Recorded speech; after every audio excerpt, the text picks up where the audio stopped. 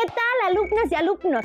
Iniciamos una nueva sesión más de Aprende en Casa, una propuesta para que sigan estudiando en este periodo de aislamiento social, durante el cual tendrán la oportunidad de aprender con la participación de sus familiares y así fortalecer el trabajo colaborativo.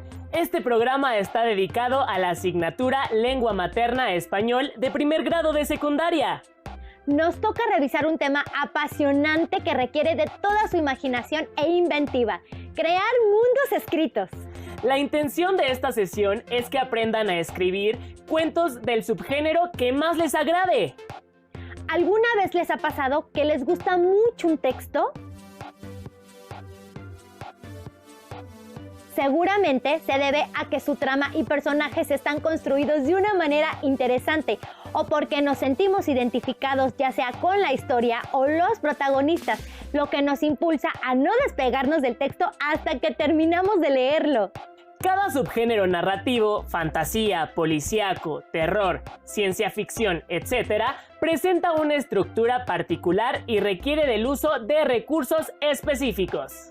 Ahora bien, ¿alguna vez se han imaginado ser escritoras o escritores famosos? ¿O poder plasmar por escrito las historias que se desarrollan en su mente? Sabemos que esto último es más frecuente, pues alguna vez les ha tocado escribir alguna narración, algo que imaginaron, por ejemplo, un cómic o cuento, entre otros relatos. Bien, pues ahora nos adentraremos en el maravilloso mundo de la escritura de los cuentos. Antes de seguir, iniciaremos con un tema básico: aprender a redactar, por lo cual los invitamos a ver el siguiente video titulado Elementos de una historia. Bienvenidos. Soy yo, su narrador favorito, al que le gusta contar historias con un toque de suspenso, acción y un poco, pero solo un poco, de drama. Nuestra protagonista de hoy es ni más ni menos que Caperucita Roja. ¿Y por qué ella tiene una historia y yo no? Porque ella es el personaje principal y todo gira a su alrededor. Caperucita Roja está lista para atravesar el bosque y llevarle unas galletas a su abuelita. Esta es la introducción, el momento en que se describen el escenario y los personajes. Caperucita camina por el bosque. Árboles, árboles y más árboles. ¿No sería mejor un escenario con elementos más bonitos? Algo así como... una playa. Con arena, sol, olas. Pero no.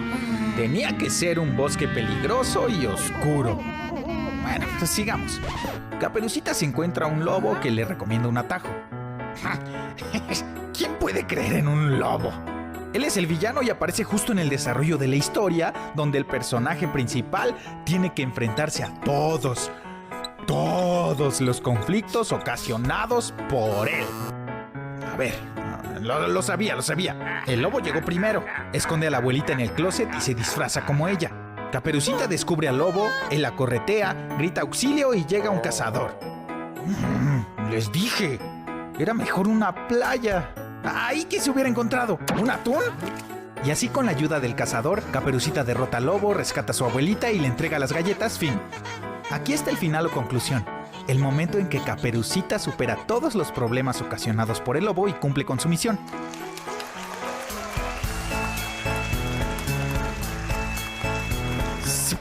¿Pero qué pasaría si el protagonista fuera el lobo? ¿O qué tal un dinosaurio? ¿Ya pensaste lo diferente que sería la historia con solo cambiar uno de sus elementos? Esto pasa porque al contar historias, analizamos las causas o consecuencias de lo que sucede. Seguro ya tienen una nueva versión de esta historia en mente. Así que yo voy a hacer la mía. Nos vemos en la próxima.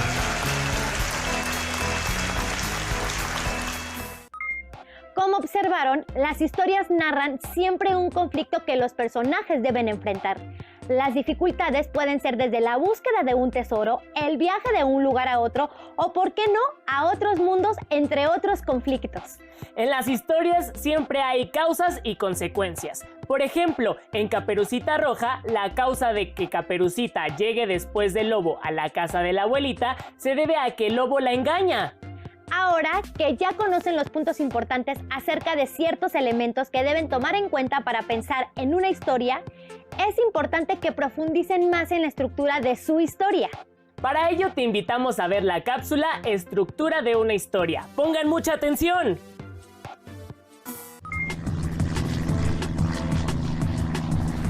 Creían que solo era un juego, pero el avión estaba por despegar. Este podría ser el comienzo de una maravillosa historia. ¿De cuál? De la que estás a punto de crear. Este inicio o introducción define el rumbo que tomará tu historia, los personajes que participarán y los lugares o escenarios que van a visitar. Los personajes pueden ser personas, seres u objetos que transmiten emociones, realizan acciones e interactúan con los elementos de la historia. El escenario es el lugar donde ocurre la historia y te sirve para describir cómo es el paisaje, cuál es el clima y cuáles son los elementos que están presentes. Ya que definiste la introducción, es momento de presentar las acciones que marcarán el desarrollo de la historia. Aquí surgirán los retos que deberán enfrentar los personajes y las decisiones que tomarán para solucionarlos. Y a veces, una mala decisión podría desencadenar más retos a resolver. Para finalizar se necesita un desenlace donde se dice cómo termina la historia y se conoce el aprendizaje que obtuvieron los personajes. Pero espera, esto no es todo. Siempre puedes seguir agregando elementos que te permitan analizar las causas o consecuencias de lo que sucede en tu historia. Por ejemplo, ¿qué o quién crees que estuvo jalando la cuerda todo este tiempo? Retomando el contenido del video, una historia contiene los siguientes elementos. Introducción, la cual plantea el rumbo que tomará la historia. Personajes, que pueden ser personas, seres fantásticos, objetos, etc. Ellos interactúan con los elementos de la historia para transmitir emociones. Escenario. Aquí se describe el lugar y los elementos donde se desarrolla la historia. Desarrollo. Es donde se presentan los retos y acciones de la historia. Desenlace. Nos dice cómo termina la historia y en ocasiones cuál fue el aprendizaje que obtuvieron los personajes. Ya tenemos varios elementos para que puedan armar su historia, pero es importante que veamos otros para redactarla. Por ejemplo, ¿por qué elegimos determinado tema? ¿Cuál es el propósito? ¿A quién irá dirigido? ¿Qué tipo de lenguaje debemos usar?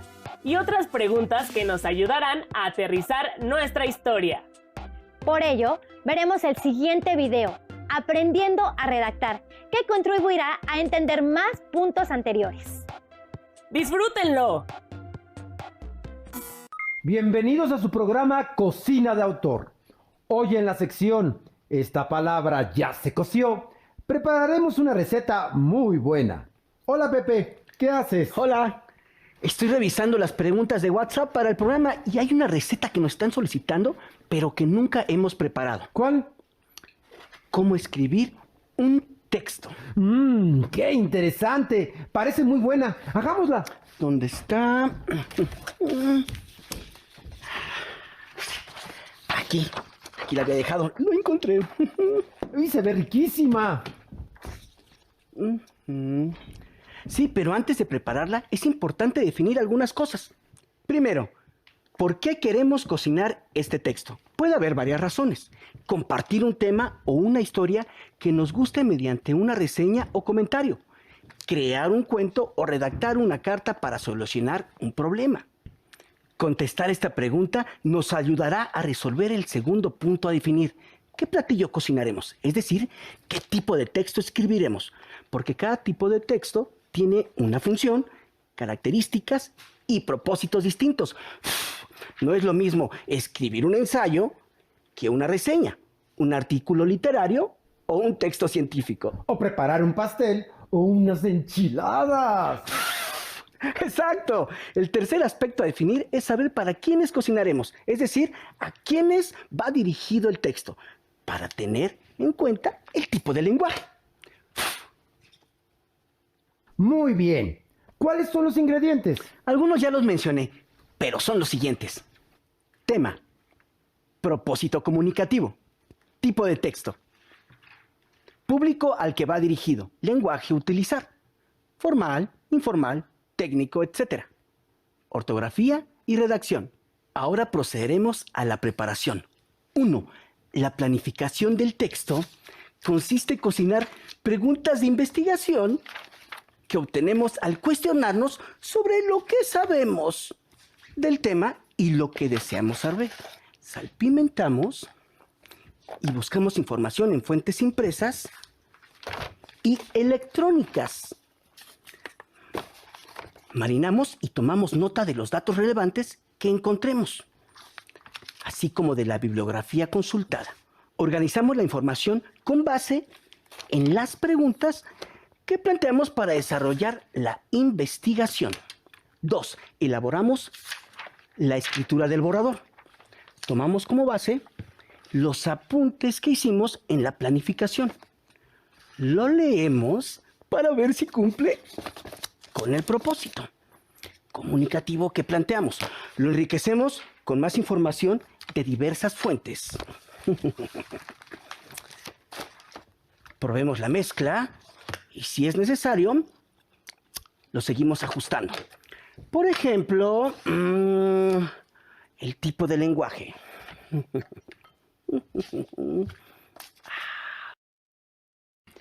Es importante preparar los recursos visuales que apoyarán el contenido del texto, como imágenes, tablas, esquemas y gráficas, entre otros. 3. Por último, hacemos la revisión y corrección. Debemos revisar y corregir las veces que sean necesarias y poner atención en la coherencia y cohesión de las ideas. La coherencia se relaciona con la forma bien estructurada de los textos, donde las ideas secundarias van llevando gradualmente a la idea principal. La cohesión es la manera en que se enlazan palabras, oraciones y párrafos para comunicar un mensaje de manera comprensible y efectiva. Al hablar como al guisar, su granito de sal. Revisamos de nuevo la ortografía y puntuación. Y cuando nos guste su consistencia, ponemos la mezcla en el horno.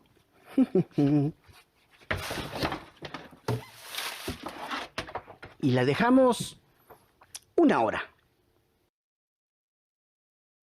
Pasado el tiempo de cocción,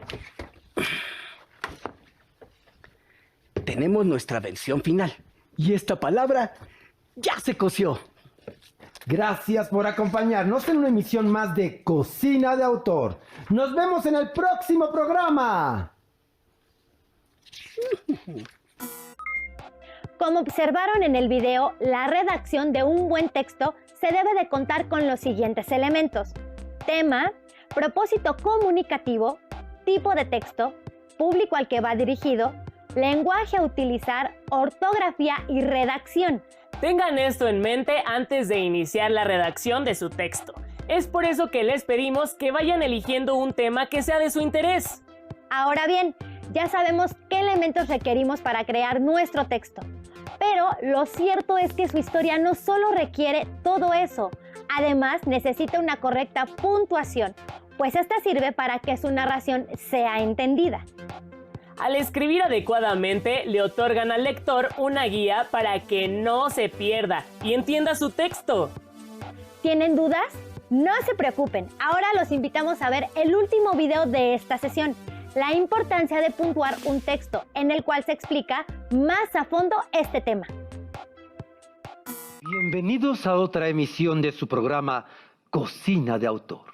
En su sección, ¿qué dijo? El tema del día de hoy es la importancia de puntuar un texto. ¿Es posible comprender un texto que no tiene puntuación?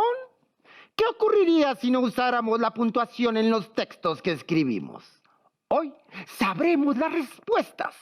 Los concursantes del día de hoy son: escritor irlandés, considerado uno de los más grandes del siglo XX. Entre sus obras destaca Ulises. Con ustedes, James Joyce. Ha empleado con maestría la puntuación en sus textos y la primera latinoamericana en ganar el Premio Nobel de Literatura. Ella es Gabriela Mistral. ¡Comenzamos! Primera pregunta. ¿En qué periodo histórico se crearon los primeros antecedentes de los signos de puntuación? A. Grecia antigua. B. Imperio romano. C. Antiguo Egipto. Grecia antigua. ¡Correcto! Siguiente pregunta. Los signos de puntuación permiten que un texto sea comprendido porque A. Ayudan a jerarquizar las ideas. B. Dan estructura al escrito. C. Destacan las ideas principales. D. Evitan ambigüedades. E. Hacen comprensibles las oraciones. Todas las opciones. ¡Así es! Ahora veamos un ejemplo. Les presento el testamento sin puntuación. Dejo mis bienes a mi sobrino Juan o a mi hermano Luis, tampoco jamás se pagará la cuenta al sastre, nunca de ningún modo para los jesuitas, todo lo dicho es mi deseo. El juego consiste en que le asignaré un personaje de la carta a cada uno y tendrán que valerse de los signos de puntuación para que el testamento los favorezca. Contarán con 10 segundos para ello. El sobrino para James Joyce y los jesuitas para Gabriela Mistral. ¡Comienza el tiempo! Revisemos primero el texto de Gabriela Mistral.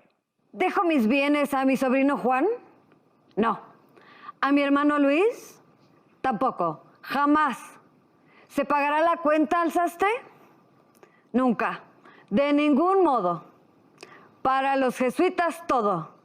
Lo dicho es mi deseo. Ahora la versión de Mr. Joyce. Dejo mis bienes a mi sobrino Juan, no a mi hermano Luis. Tampoco jamás se pagará la cuenta al sastre. Nunca, de ningún modo, para los jesuitas. Todo lo dicho es mi deseo. ¡Muy bien! Ambos cumplieron con el objetivo. En las versiones cambió el heredero, gracias a la precisión brindada por los signos de puntuación. Los escritores a veces jugamos con el uso de los signos de puntuación por distintas razones. Realizar experimentos con el lenguaje, exigir la atención plena del lector o transmitir emociones. Es una herramienta expresiva más. Pero para hacerlo y lograr que las narraciones y poemas sean comprensibles, se necesita un conocimiento vasto del lenguaje y dedicarle mucho tiempo al goce de la lectura y la escritura, nuestras mejores maestras. Vayamos con la última pregunta. ¿De qué monarca se dice que anuló la sentencia de un preso cambiando el lugar de la coma? A. Isabel I. B. Carlos V. C. Luis XIV. Carlos V. ¡Bien contestado! El mensaje decía, perdón imposible que cumpla su condena. Y con él cambió quedó, perdón imposible que cumpla su condena. Ha llegado la hora esperada. El ganador es Gabriela Mistral. El premio es un viaje a la ciudad griega de Pompeya, antes de ser consumida por la erupción de un volcán, descrita en la novela Los últimos días de Pompeya, de Edward Bulwer. Los esperamos en la siguiente emisión de Cocina de Autor en su sección ¿Qué dijo? ¿Qué les pareció el video?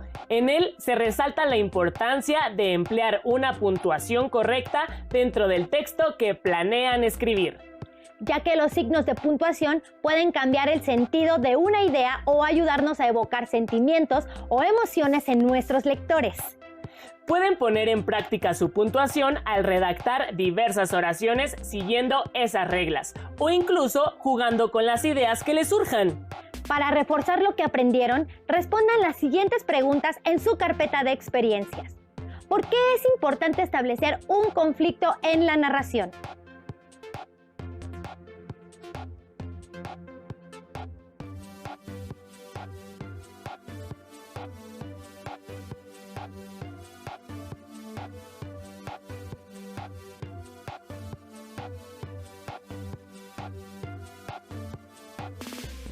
¿Cómo pueden definir el escenario de un cuento?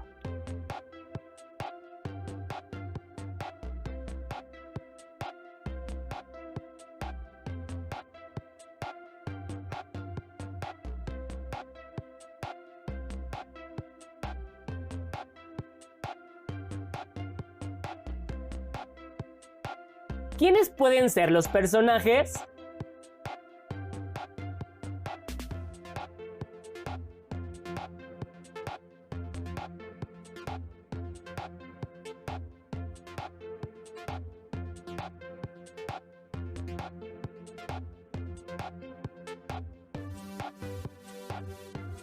¿En qué orden van a describir la historia?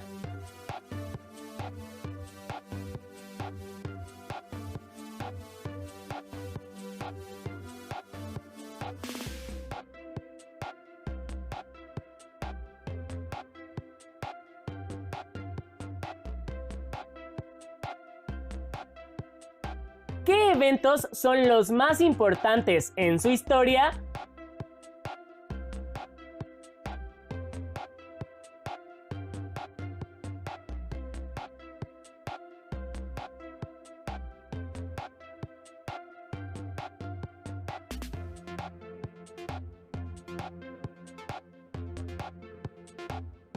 ¿Cómo será el desenlace de su relato?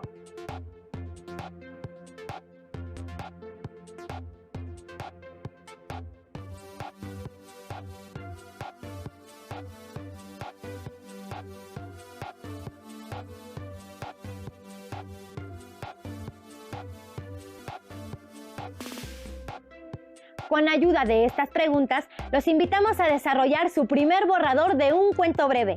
Recuerden emplear una puntuación correcta, ya que les ayudará a que su narración sea más interesante.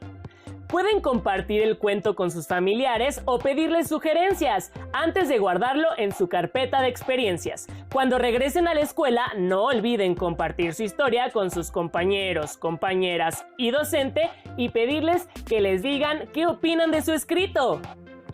Les recordamos que para hacer su cuento pueden revisar por segunda vez este programa. Esperamos que sea de utilidad. Antes de despedirnos, les sugerimos que no se pierdan la siguiente sesión de Aprende en Casa.